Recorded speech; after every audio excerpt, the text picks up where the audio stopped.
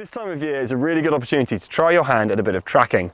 Because the grass is so low and the vegetation is so sparse, animal tracks and signs show up really easily. So today we're going to try our hand at a bit of badger tracking.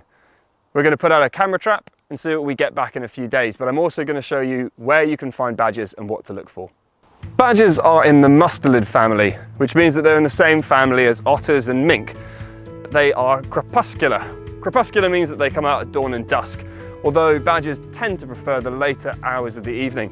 A badger's shape is relatively squat and low to the ground, and so the entrances to their setts are oval shaped, making them considerably easier to identify than other underground mammals.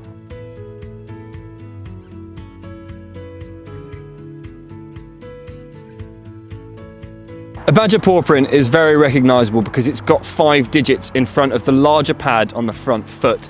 If you've got a good imprint as well, you'll even be able to make out the claws in front of those digits. Badger hair is also really unique because it's triangular in shape, which means that if you find some and you roll it between your fingers, you can actually feel the ridges on the hair itself. You can see exactly where wildlife is coming and going along this track here. And depending on the size of the track, you can kind of work out what animal it is as well. This is quite a narrow track, so it's more likely to be either a rabbit or a fox than a badger. I'll see if I can find a badger trail and then show you that as well. Here we go. Okay, so this is a much better example of a badger track. You can see that the track itself is much wider. The hole underneath the fence is also much wider. So this is a really good indication that you've got an active badger site. Camera traps make things a lot easier when it comes to tracking down wildlife, because instead of you having to sit out and wait to see if you've got badgers in an area, you can just put a camera trap on a tree and see what comes back.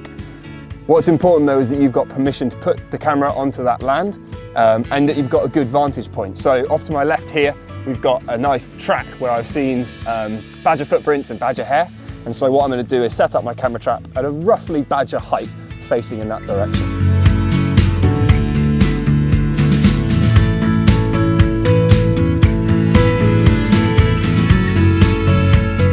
It's been about a week since I put the camera trap out, and Christmas has been and gone, so it's time to go and collect up the footage. So let's see what we found.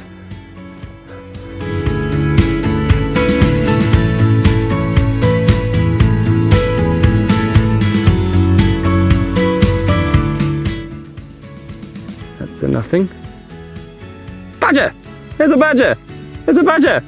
He came out at 6:30. Badger!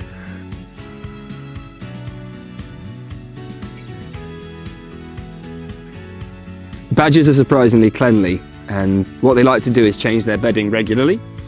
And so that's what this one is doing here, is he's moving new grass into his house for a comfortable night's sleep. So it looks like there's probably 1 or 2 in this set.